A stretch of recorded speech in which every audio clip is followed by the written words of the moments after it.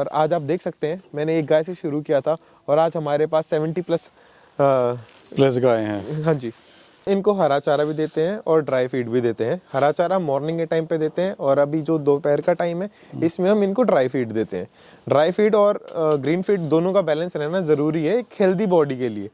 क्या डेली क्या प्रोडक्शन आ रहा है दूध का? अभी हमारे पास 120 लीटर के अराउंड है। सर नमस्कार। नमस्कार सर।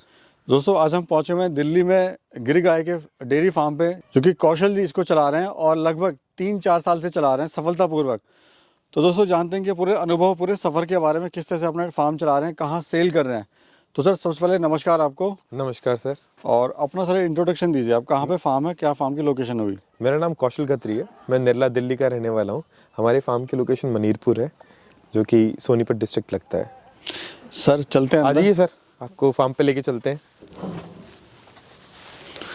तो भाई चलते चलते बात करेंगे, साथ ही सर का जो फार्म है वो भी दिखाएंगे। ये अभी रिसेंटली इसको बनाया है यहाँ पर।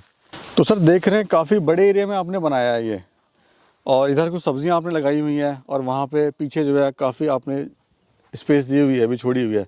तो चल क्या रहा है सर, पहले बताइए। हमारा फार्म पूरा 1 एकड़ में लोकेटेड है और हम ऑर्गेनिक वेजिटेबल्स भी सप्लाई करते हैं। ये आप जितना भी देख पा रहे हो ये एक सेटअप है। इसमें मल्टी लेयर फार्मिंग हो सकती है। जैसे कि आप देख सकते हो बहुत छोटे से एरिया में हमने काफ़ी सब्जियां लगा रखी हैं। उदाहरण के लिए यहाँ पे मूली है, वहाँ पे मेथी है, आगे फूल गोभी है, पत्ता गोभी है, ब्रोकली है। तो ये एक दिखाने के लिए है कि छोटे से एरिया में भी हम मल्टी लेयर फार्मिंग कर सकते हैं, जिसमें हम काफ़ी सारी सब्जियां लगा सकते हैं। जी सर, बात करेंगे यहाँ पे आपके एजुकेशन के बारे में। आपका एजुकेशन बैकग्राउंड क्या रहा, कहाँ तक आप पढ़े लिखे हैं? सर मैंने 12th तक अपनी स्टडी की थी दिल्ली पब्लिक स्कूल से। उसके बाद मैंने अपनी बीए कंप्लीट की थी ज्योग्राफी में दिल्ली यूनिवर्सिटी से। उसके बाद मैंने एमएससी की थी कुरुक्षेत्र यूनिवर्सिटी से। सर जैसे डिग्री आपने काफ़ी ली हुई हैं, तो आप कहीं जॉब कर सकते थे। दिल्ली में आप रहते हैं, जॉब की अपॉर्चुनिटीज़ बहुत मिल जाती हैं। तो कैसे आइडिया आया? मतलब देसी गाय वो भी बड़ा चैलेंज है अपने आप में, इसकी डेयरी करना। सर सबसे पहले ना जब मैं अपनी ग्रेजुएशन कर रहा था, हमने सबसे पहले उस टाइम एक गाय रखी थी और मुझे उस टाइम इतनी नॉलेज थी नहीं। इंडियन ब्रीड क्या होती हैं, फॉरेनर ब्रीड्स कौन कौन सी हैं, गायों के बारे में मुझे बिल्कुल भी कुछ भी नहीं पता था। पर मेरी मम्मा की तबीयत थोड़ी ख़राब रहती थी तो हमें किसी ने रिकमेंड किया था कि A2 मिल्क बहुत अच्छा रहता है। मेरा स्टार्टिंग से ही एनिमल्स के प्रति थोड़ा लगाव ज़्यादा रहा है। तो जब हमारे पास पहली गाय आई, उसका नाम हमने माधुरी रखा था, आज भी हमारे फार्म पे है। और तो उससे एक ऐसा लगाव हुआ और ऐसी अटैचमेंट हुई कि मेरा आधा दिन का समय उसी के साथ गुजरता था। जैसे जैसे मेरी ग्रेजुएशन कंप्लीट हुई, हमारे पास धीरे धीरे करते करते उस टाइम 3 गाय हो चुकी थी। हमारा स्टार्टिंग में कोई प्लान नहीं था कि हमें इसको एक फार्म में कन्वर्ट करना है। फिर मुझे बाद में लगा कंप्लीट होने के बाद कि प्राइवेट जॉब में क्या रखा है, एक फिक्स टाइम, फिक्स लाइफ, कुछ खुद के लिए नहीं, कुछ चैलेंजिंग नहीं, कुछ एक्सपेरिमेंट करने के लिए नहीं। उस टाइम फिर मेरे मन में आया और आज आप देख सकते हैं मैंने एक गाय से शुरू किया था और आज हमारे पास 70 प्लस गाय हैं। हाँ जी। दोस्तों इनका जो सर का फार्म है काफ़ी ज़्यादा ही हाईटेक बना हुआ। हाईटेक तो नहीं कह सकते, हाईटेक भी कह सकते हैं इसको। और सर्दी गर्मी को ध्यान में रखते हुए वेल डिज़ाइन किया हुआ है। मैं दिखाऊंगा, ये देखिए सर। ये थोड़ा इसके बारे में बताइए, जो आपने बनाया हुआ है ये क्या आजकल ये दिखता नहीं है? ये देखिए सर, ये सरकंडे से पूरा बना रखा है हमने जी। और ये हमने ये चीज़ दिमाग में रखते हुए बनाई थी। जैसे कि दिल्ली का टेम्परेचर सबको पता है कि गर्मी होती है तो बहुत गर्मी होती है, ठंड पड़ती है तो बहुत ज़्यादा ठंड पड़ती है। गर्मियों में टीन शेड अगर आप लगवाते हो तो सबसे उसमें बड़ी प्रॉब्लम ये आती है कि हीट बहुत नीचे आती है। उसमें क्या होगा कि गायों को रहने में, बैठने में बहुत परेशानी रहेगी। चाहे आप कितनी अपनी तरफ से कूलर लगा लो, पंखे लगा लो, पर उनको वो इन्वायरमेंट नहीं मिलता जो कि उनको नेचुरली मिलना चाहिए। तो इसके सबसे फ़ायदा यही है कि ये सर्दियों में गर्म रहता है और गर्मियों में ठंडा रहता है। तो सर स्पेशली कोई कारीगर आए थे इसको बनाने के लिए? इसको बनाने के लिए हमने अजमेर से स्पेशल कारीगर बुलाए थे। जितना भी इसमें मटेरियल लगा वो सब अजमेर से आया था। हमने इसके बारे में काफ़ी रिसर्च की, 2-3 जगह अजमेर में विजिट भी किया। उसके बाद हमने फाइनल किया और हमें लगा कि यही फार्म के लिए सबसे बेस्ट है। अब आप जैसे आप खड़े हो, आप खुद देख सकते हैं कि बाहर के मुकाबले अंदर के टेम्परेचर में कितना फ़र्क है। जी। क्या लागत क्या है सर बनाने में इसको? सर अगर हम सिर्फ ऊपर सरगंडे वाले पार्ट की बात करें तो उसमें हमारी ऑलमोस्ट लेबर मटेरियल सब कुछ इंक्लूड करके 180 के आसपास हमारी थी। उसके बाद जितना भी नीचे लोहे का काम है वो सारा अलग हुआ था।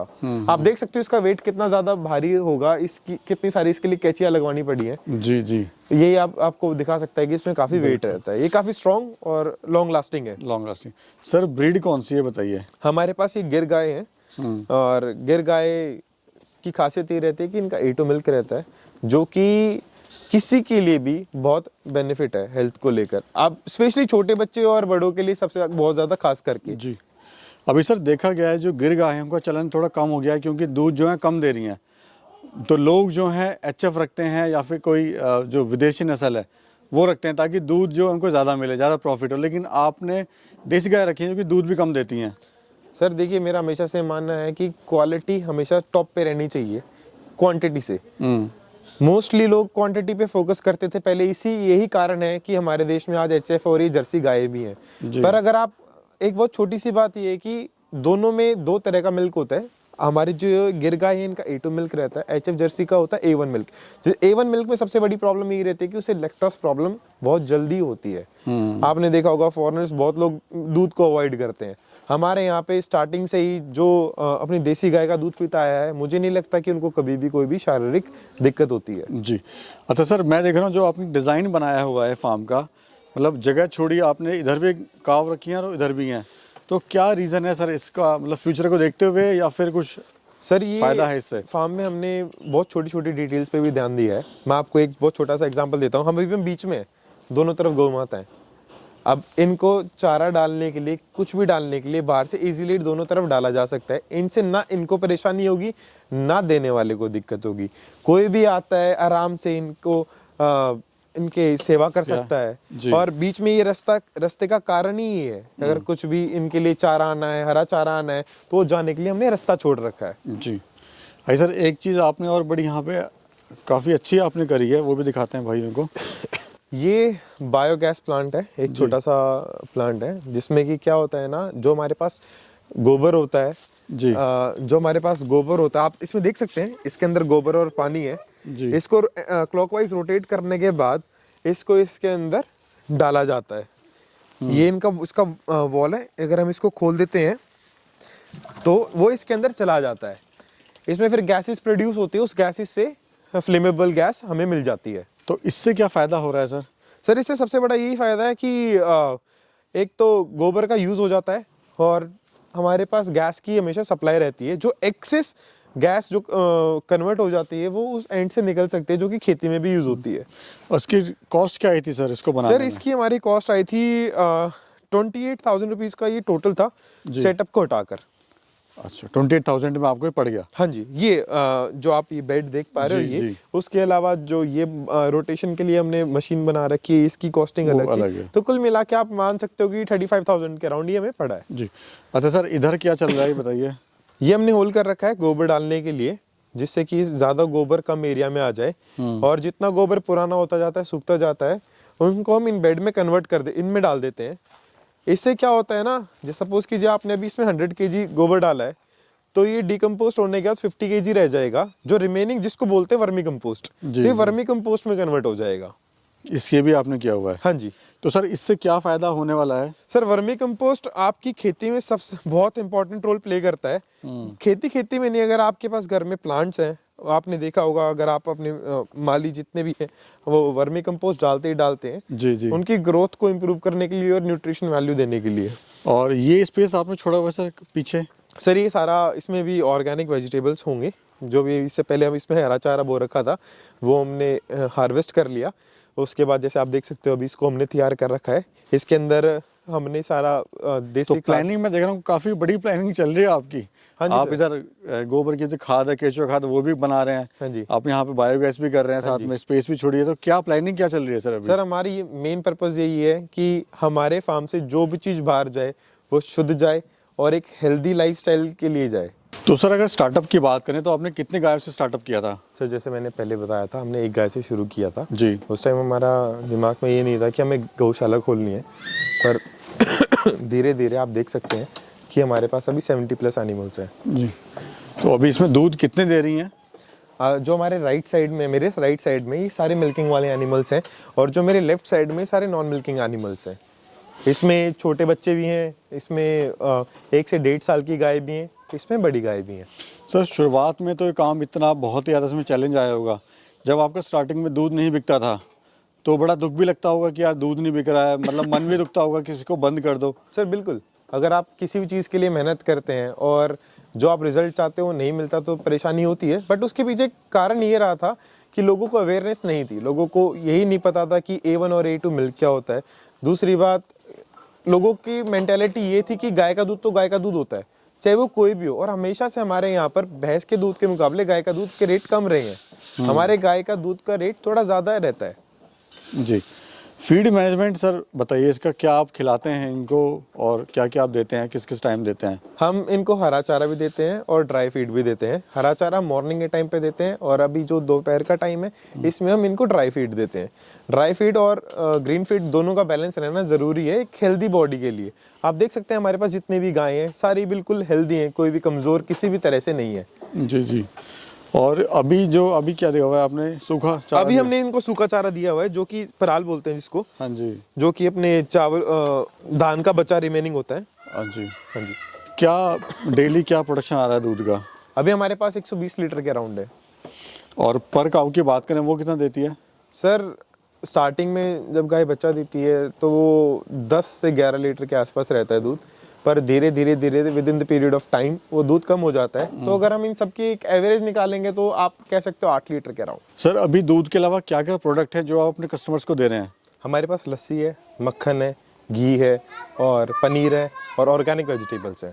कोई अगर लेना चाहे आपसे तो कैसे ले सकता है और क्या क्या प्राइस वगैरह है वो भी थोड़ा एक बार बता दीजिए। दूध का हमारा प्राइस 120 रुपीज़ पर लीटर है, लस्सी हमारी 50 रुपीज़ पर लीटर जा रही है, मक्खन हमारा 2500 रुपये है, घी हमारा 3000 रुपये है और पनीर हमारा 750 रुपये है। और हमें लेने के लिए आप हमारे फार्म पे विजिट कर सकते हैं, वरना नॉर्थ वेस्ट दिल्ली में हमारी पूरे में सप्लाई है। जी जी। और सर आपका जो मिल्क पार्लर है वो भी देखना चाहेंगे हम? हाँ जी, आइए, बिल्कुल आइए। तो ये सर मिल्क पार्लर है आपका? हाँ जी सर, ये हमारी BMC मशीन है जिसके अंदर हम दूध डालते हैं, और आप देख सकते हो हाइजीन का बिल्कुल ध्यान रखा गया है। हर एक चीज़ में साफ सफाई की बिल्कुल छोटी से छोटी चीज़ में बिल्कुल ध्यान रखा गया है हमारे यहाँ पर। तो यहाँ से आप ये बॉटल्स दिखाइए सर। हाँ जी सर, हम आपको बॉटल दिखा देते हैं। ये हमारा प्रिंटेड बॉटल्स है, हमारा गौशाला का नाम गोवेक्स डेयरी फार्म है, और ये इनकी कैप है, ये भी प्रिंटेड है। तो ये करने का कारण ये है कि लोगों को पता होना चाहिए कि उनके पास दूध कहाँ से आ रहा है, कोई डुप्लीकेसी ना हो या फिर बीच में किसी भी तरह का कोई मिलावट ना हो। हाँ जी, ठीक है, आइए। सर जो ब्रीडिंग आप कराते हैं वो कैसे कराते हैं? नेचुरली कराते हैं या फिर? नेचुरली, हमारे यहाँ पे नेचुरल ब्रीडिंग होती है। हमारे यहाँ पे 2 बुल हैं, उनमें से एक ये है जो हमारे फार्म पे ही बड़ा हुआ है, 4 साल इसकी उम्र है। लक्ष्मण इसका नाम है, लक्ष्मण। सर एक बार इनकी पहचान ही बताइए कि गिर गाय की पहचान क्या होती है? देखिए, गिर गाय की पहचान में जो बिल्कुल बेसिक चीज़ें हैं जो कोई भी देख के समझ सकता है, इनके कानों की बनावट जी, इनका हम्प, इनकी झालर और इनकी पूंछ। अगर आप एचएफ और जर्सी गाय को देखेंगे तो कभी भी उनकी हम्प नहीं होता है, वो बिल्कुल प्लेन रहता है ऊपर से। उनके कानों की बनावट भी ऐसी नहीं रहती है, और ना ही उनपे गलकम्बल रहता है नीचे से लेके, जो जिसको नाभि भी बोलते हैं। तो अभी सर प्रॉफिट क्या ले रहे हैं आप? सर अभी हमारा प्रॉफिट 35% के अराउंड है, और ये चैलेंजिंग रहता है थोड़ा, क्योंकि जो देसी गाय रहती है ना, इनकी कॉस्टिंग हमेशा से ज़्यादा रही है, तो सेल परचेज इसमें नहीं पॉसिबल है अगर हम कंपेयर करें एचएफ और जर्सी से। तो सर इनकी कॉस्ट क्या रहती है गाय की, एक आइडिया दीजिए एक रफली एक। सर गाय की कॉस्टिंग 85,000 के से आप मान के चलिए कि एक एवरेज कॉस्ट रहती है, और बाकी डिपेंड करता है। गिर गाय में भी बहुत अलग अलग तरह की ब्रीड होती हैं, हर एक ब्रीड पे डिपेंड करता है। इसमें लोग सर सक्सेस क्यों नहीं हो पाते हैं? लोग खोलते हैं, काफ़ी फार्म खोलते हैं, तो क्यों लोग सक्सेस नहीं हो पाते हैं इस सर देसी गाय में? पेशेंस बहुत ज़रूरी है। देखिए, देसी गाय की मिल्क प्रोडक्शन बहुत कम है, आप चाहे उसको फॉरेनर ब्रीड से कंपेयर करो या आप बफेलो से कंपेयर करो, बहुत ही कम है। तो एक यही सबसे बड़ा चैलेंज रहता है कि इतनी कम मिल्क कैपेसिटी के साथ इनको पशुपालन करें तो करें कैसे। देखिए, खर्चा 20 लीटर देने वाली का भी बराबर रहने वाला है, 10 लीटर देने वाली का भी बराबर रहने वाला है। तो एक यही चैलेंज है जो सबसे बड़ा है, जिसकी वजह से बहुत लोग पेशेंस अपना खो देते हैं और सक्सेसफुल नहीं रह पाते। और क्या कहना चाहते हैं सर हमारे यूथ को? मैं यही कहना चाहता हूँ, अगर आप किसी भी चीज़ में मेहनत करो तो आपको सक्सेस मिल जाएगी। वो सिर्फ एक किसी डेयरी फार्म से या एग्रीकल्चर से रिलेटेड नहीं, किसी भी चीज़ में आप मेहनत कीजिए। और एग्रीकल्चर आज किसी ना किसी को तो इसकी बागडोर संभालनी पड़ेगी। यानी ये है कि काम में दम है, स्कोप है। हाँ जी, क्योंकि ऑर्गेनिक लोग खाना चाहते हैं, अच्छा खाना चाहते हैं, लेकिन मिलता नहीं है उनको। मिलता नहीं है सर, बिल्कुल ठीक। अगर सर आप जैसे युवा इसको करेंगे तो हमारे जो देश में जो दिक्कत है शुद्ध खाने की, वो शुद्ध दूध की, वो कमी जो है पूरी हो जाएगी। पूरी हो जाएगी। चलिए, बहुत बहुत धन्यवाद सर, समय दिया, टाइम दिया आपने, बहुत बहुत धन्यवाद सर।